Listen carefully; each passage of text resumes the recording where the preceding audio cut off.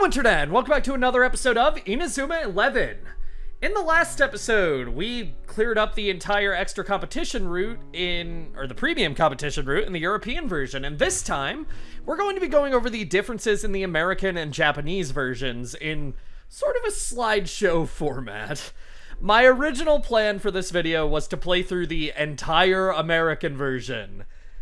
Long story short, I got through chapter 3 and I was not having a good time. I do not like this version of the game really at all. So I'm just going to be sort of going over all the differences I can in this format.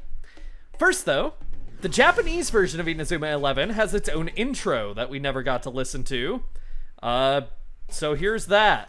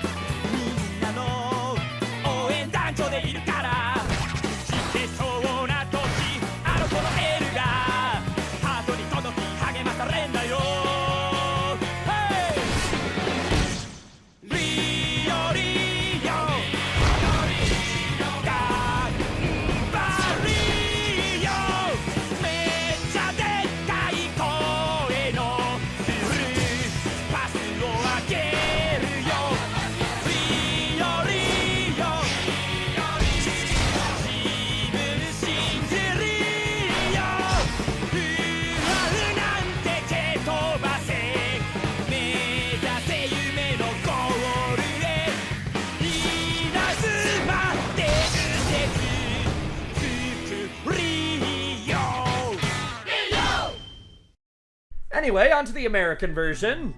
We'll change to the Japanese version whenever anything, relevant to that comes up, but that's not really probably going to happen. The American version is a pretty faithful remake of that. Overall, there's not really any reason to play this over the European version. The American and Japanese versions have significantly less content due to the post-games premium competition route.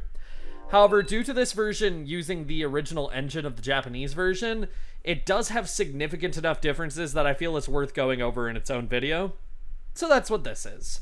First of all, the American version and the Japanese version by that same, coin, have 3 save files. That's really nice. I wish future games did too. Now, for the first cutscene.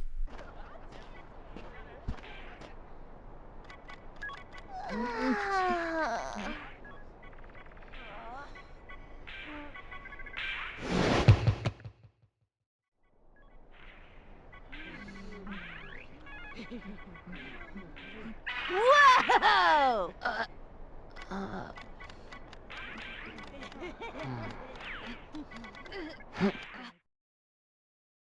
Come on, let's get some practice in. Practice? Yeah! The American version has its own unique cast from the European, and it's also been entirely relocalized. Well, kind of. Basically, the localization in this version of the game boils down to copy and pasting the European script, then replacing every instance of the word football with soccer, and any instance of America as a foreign country, or abroad. This is one of those American localizations that tries to pretend it takes place in a vaguely American city. And this is probably why it's the only one to receive an American localization, since all future games rely heavily on the fact that this series takes place in Japan. It's not like there's a rule that says we have to play soccer just because we're a soccer club. Also, Todd is voiced by Kira Buckland. This is back when Kira Buckland was in literally everything. I mean, she still is, but it was funnier in this era of video games. And immediately jarring will be the fact that characters use different sprites when they speak from the European version. With the sole exceptions of Mark and Axel, every character uses their original sprites from the Japanese version of Inazuma 11. Mark and Axel's were changed because, well, their designs were significantly altered between Inazuma 11 1 and 2 because of the anime. This can be seen in-game by their 3D models. Despite using their updated sprites, they still use their original models in this version of the game. It's especially jarring on Axel, whose face is completely different between versions. You can also see Axel's fucked up face on the box art of the European version, and I say fucked up just to mean it's different from every other appearance, but it's not that bad. And while I'm talking about it, here's the Japanese box art as well, since we won't have an opportunity to talk about this again. The American voices really do make this version jarring if, say, you're editing a 36 episode Let's Play of the European version and then have to listen to these different versions, but it's not bad, it's just... whatever, I'll talk about this more. I'm really just reading through my notes, and I know I bring this up again later, so whatever. If you open the menu immediately, you can look at Mark's stats and see he has 90 TP and 42 guts at level 1. That might seem absurd, and that's because stats were completely reworked between the first game and its sequel. We'll talk more about this later, but there's not much to go over, honestly. TP costs for moves do largely scale with this, so you probably won't feel any major difference until you're playing with players with their speed stat maxed out, which is hilarious. We also have significantly less settings in the menu. Since this is a faithful recreation of the Japanese version, our only setting is to change our sound setting from speaker to headphones. Once we get to our first battle, it's worth noting that this version really does feel pretty bad to control both in and out of matches in comparison to the European version. It's not necessarily unplayably bad or difficult, it just feels unresponsive in a way that the European version just doesn't. I could just be speaking about the, American 3DS version. I can't speak for the Japanese version, but yeah. Also, Soccer Frontier sounds so wrong after making videos about the good version of this game for several months. I heard he's a famous striker who took part in the Soccer Frontier Championship. They say he's amazing. I wonder what he's doing here. Maybe he's the new kid transferring to Ryland. Really? I wonder if he'll join the soccer club. The voice acting in this version of the game is also kind of not good in comparison to the European version. It's not bad, but it feels like it somehow takes even more after 90s anime dubs than the European version, and that's really not a good thing in this circumstance. All of the cutscenes and cut-in artwork look far better in this version due to being on larger screens too, which is neat. Huh? I don't think so. Axel sounds like Shadow the Hedgehog in this version, and that's very funny. I quit playing soccer. Once we get to the first practice match, it's worth noting that the way formations work in this game is completely different from the European version. We can select either an attack, defense, or hold formation, and it will change the way the AI for your team behaves. Hold has them behave as they would in the European version, basically, while in attack formation, everyone rushes forward, and in defense, everyone stays pretty grounded to where they are, or rushes back in some cases with the exception of forwards. Hold is almost always the correct option. There is a competitive scene around this version of the game, and I don't know how they would feel about this, but I imagine the opinion is largely the same. After defeating a Colt, we unlock not the extra competition route.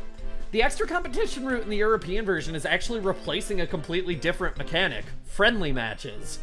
Friendly matches are interesting. Right now, the only thing of note is that if we recruit players from a cult, they'll be absent from their team in the friendly match against them. Which isn't actually a thing in Chapter 3 because we can't recruit from other teams yet, but that is the only thing I'm going to bring up about this now. And of course, my fucking phone goes off. To make up for this restriction, you can only recruit 5 players from any given team. This way, they aren't impossible to challenge in a friendly match. There's more to friendly matches, but we'll talk about that when we get to the Soccer Frontier Nationals. Going fired up in this version of the game is stupid. You have to shoot 3 times and fail to get the ball in. Only at that point will your team become fired up. And it has to be normal shots, not special moves. It's stupid. Apparently this was changed in the 3DS versions to just be the same as future games where you just hold L or R. But wait, there's one more thing I forgot to say there. Being fired up is completely overpowered in this version of the game.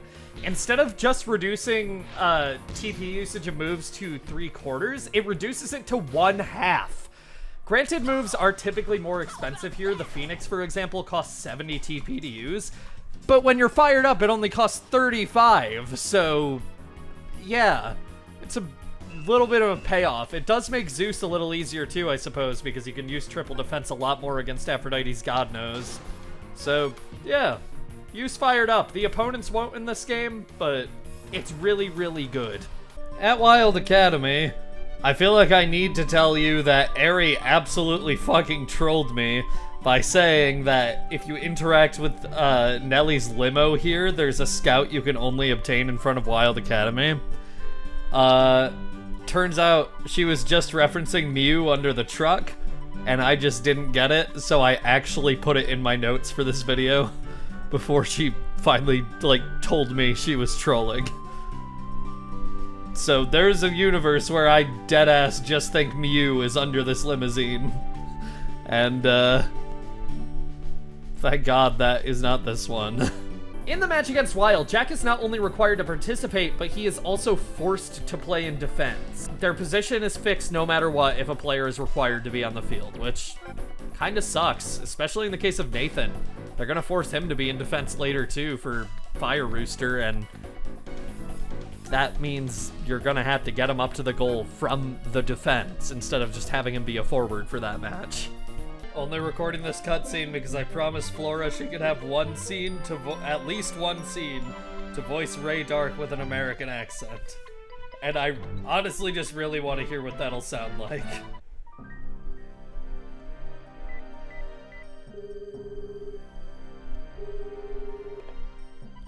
Yes, they won their first match. Yes, that's right. I'm afraid he rejected our offer. I see. He simply fails to understand our lofty ideals. All those who stand in our way will be crushed. Yes, we've got them right where we want them. All you need to do is say the word. Very good. Victory is everything. You know what you have to do. Yes, as you command. Flash training, when we unlock it, is entirely different between the Japanese and American and European versions. We already talked about how it's the seesaw patterns that are completely different. To quote myself from the video dedicated to Flash training, now I mentioned that the European version uses the sequel seesaw patterns. What about the Japanese and American versions? Well, in the original version and the American 3DS version, kick lowers guard and vice versa, body lowers control and vice versa, speed lowers stamina, stamina lowers guts, and guts lowers speed. If you don't see the problem here, this is barely a drawback for almost any of the stats outside of speed lowering stamina, especially kick lowering guard. You can basically freely raise Axel and Kevin's kick stats by 50 points, and they'll never know any drawback of this, because when the hell are you going to use Kevin or Axel as a defender or a goalkeeper? It's silly, and it's definitely pretty obvious why this was changed. The changes to how stats increase chapter by chapter is thankfully most likely exactly the same, I hope, otherwise that change is the only real thing for now. It makes your forwards overpowered in this version. The items you can collect here chapter by chapter are also the same in this version. Eventually, we'll recruit a player or find an item which has a description with terrible text formatting. This is a result of the localizers lazily copying things over from the European version without altering them all to account for the different font or text boxes, largely. Lots of text runs off the screen since they just copied over the British files. There's also several localizations for Inazuma 11-2's moves and skills, though this largely boils down to changing the spelling of defense to be correct. Another example of this terrible formatting is that there is a random kit you can obtain at some point that just straight up spoils the name of a major boss team from the next game. Though I guess I'm not much better about that given the last video. After clearing Chapter 7, you can face Shuriken in a friendly match, and this is the first team whose levels begin scaling with ours. This will go for almost every team we face in the Nationals. Shuriken's minimum levels will be 23 to 26, while their maximum will be 96 to 99. Worth noting, the minimum levels on all these teams were checked with the lowest level that could be obtained for Raimon without cheating, but it's very possible that they would scale all the way down to level 1 if you're somehow able to hack the game to do that. Once you unlock Jude on your team, it's possible to dismiss him. Once a character has outlived their plot usefulness in this version of the game, they're typically able to be let go. Jude sure hasn't outlived that by this point, but due to an oversight, he can be let go early. If you go to the veterans to learn Inazuma Break and you will witness the ghost of Jude Sharp learning Inazuma Break. The game is unwinnable after this, as Farm will stop any shot other than Inazuma Break with ease. They have infinite TP to just spam infinite wall, and there is no other way to recruit Jude, the only person who can possibly learn or use Inazuma Break in this version. Unfortunately, I don't have footage of this due to the way I'm like doing this video, at least not high quality footage, but here's some camcorder footage from when this version of the game first released. After beating Farm, both Royal and Farm will become available for friendly matches. Farm scales from 18 to 20 all the way to 97 to 99. The level scaling for these matches also applies to rematches with the veterans. This isn't true of Inazuma Kids Football Club, Umbrella, or Street Sallies, apparently just because you don't fight them in the Nationals. I got so tunnel visioned on focusing on the American version of the game that I almost forgot to include the fact that the credits have lyrics in the Japanese version. I'm not going to get footage of the Japanese credits because they're all in the European version anyway, basically, but here's that song. Just like Rio, I'm not going to be subtitling it because there's no official English lyrics to compare those two, but yeah, here's that.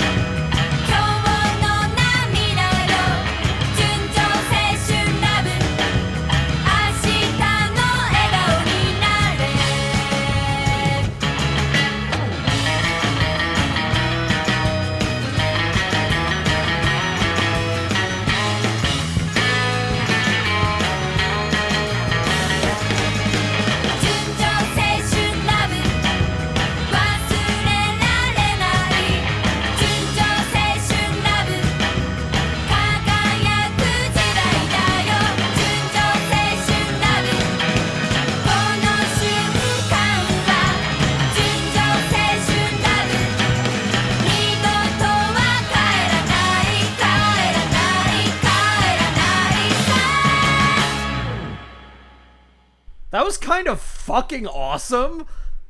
This song sounds terrible by comparison in the Western versions with just the terrible MIDI piano covering the melody. I love that. That's a great song.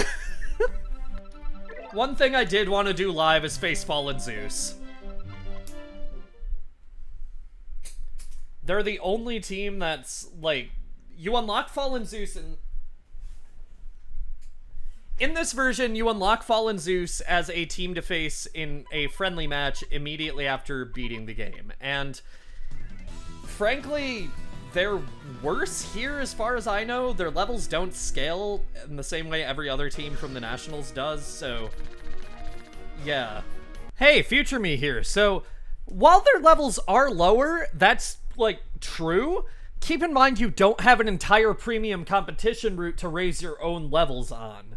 You basically are expected to go right into Fallen Zeus after winning, or spend days and days and days grinding in the Flash training facility and friendly matches. So, yeah, it's a little more brutal even if they are technically weaker. Yeah, Fallen Zeus. They're pretty much the same, but yeah, as you can see, God Knows costs 15 TP. That's really the only thing that makes them more intimidating than the European version here, is that Aphrodite can spam God Knows. Because otherwise, like, their levels are so much lower than the levels you face them at in the European version. So yeah, I'm not going to show this entire match, but I'll show you any highlights.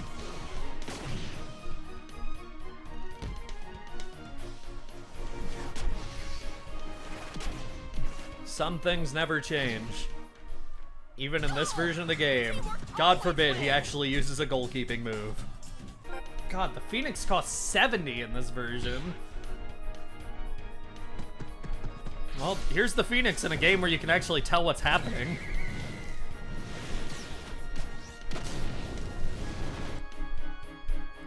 It's really hard to describe, like, how much better all of the moves look in this version of the game.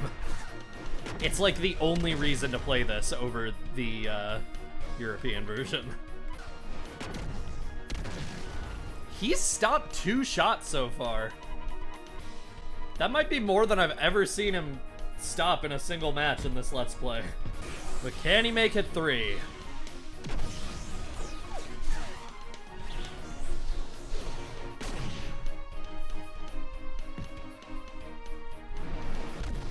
Maybe. Yes, he can. Damn. But can he make it 4?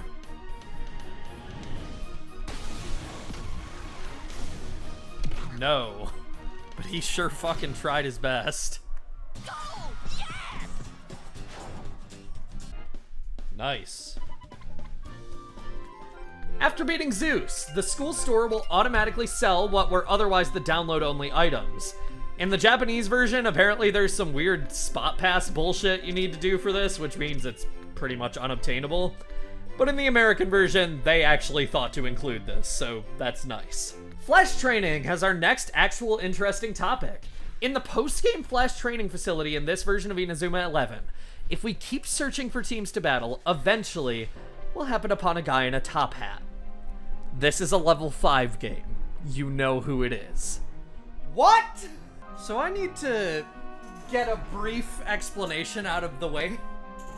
I was convinced you could only fight this team 1 time per save file, which is the entire reason I was going out of my way to replay the entire American version. Eventually I gave up and decided on the slideshow format that you've seen for most of this video. And then it occurred to me, because somebody who has been helping with this Let's Play told Ari that basically, like, I should check for who did quality control in the credits. So I did, and it wasn't anything interesting. It's just this version of the game is very poorly quality assured. But Ari also said maybe after that I should check if Layton appears after entering the credits again. And yeah, he fucking does. So if you beat Zeus again, you can rematch this team. I already gave away who it is, whatever. Okay. I'm gonna make sure I have a team I want to use. Okay. I can't save in here, can I? Oh no. Well, here we go. Hopefully this goes well. Do you think you can beat me, young man? The one person who still gets to be British in this game. Let's see if you can put 2 goals past me, eh? Layton team! or Layton's team, as it's called in the dub. But I have it written down as Layton team in my notes because that's what it's called in the Japanese version, and that's the only version where this is even remotely okayly documented. Layton, why are you in the goal? I thought you were never in goal. What the hell? Okay, anyway. Layton team consists of characters from Professor Layton, specifically Professor Layton, his assistant Luke Triton, who's the one in front of the goal, with Layton in goal. Don Paolo, believe that's who that is over there. Flora Reinhold, who I'm pretty sure is right there. And then Anthony Anton Herzen, who is not currently present, who is a character from Professor Layton in the Diabolical Box, and Inspector Chelmy, who is a mainstay. Any 4 of these characters can in theory be on this team, but I'm pretty sure Luke and Layton will always be present. Layton apparently can be in goal. I've only ever seen him out of goal because he has the Galaxy on his moveset. With Luke usually being in goal since he has 1 goalkeeping move. Layton has 2, so he's kind of a better goalkeeper. I'm not that scared since Layton and Anton aren't on their front line, so this should be okay. As you can see, this is a 20-minute battle instead of a 15-minute battle, and our goal is to win by 2 goals. That makes this instantly one of the hardest fights in the game, just because we have a 20-minute time limit, 20 in-the-game minutes, and we have to score twice. And we have to win by 2. It's not just score twice, it's win by 2 goals. So if they score, that's not good. Okay. Well, cool. I'm dispelling a bunch of misinformation that I told myself here, so that's good. Already got a shot at least. I can only use Inazuma 1. Hey Layton, will you please just let this in? Of course not, why would you? Yes, you will! Nice! Okay, well, off to a good start. My team is completely full of level 99 players, so I'm not really expecting this to be much of a challenge, especially without them having a proper forward, but... You know. Oh, look at him. He even has his, like, official art as his portrait instead of, like, Inazuma 11ified artwork. And that goes for all of these characters, and I think that's really neat. Okay, here's Inazuma 1 again. Can you stop it when it's not direct? I'm hoping this is a little harder, judging by how much I've hyped it up. Okay. Oh, Professor. Okay. Well, there we go. You won.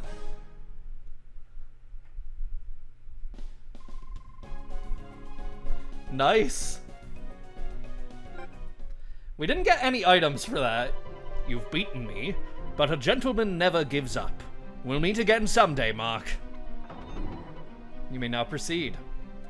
He's not lying. He does appear in a future game, but like a distant future game, so we won't be seeing him again for a while. Layton team can drop some impressively good fucking items. They can drop gold TP and FP pendants, which increase TP or FP by 30 points. A manual for Divine Stamp. This is the only way to get this in this version of the game.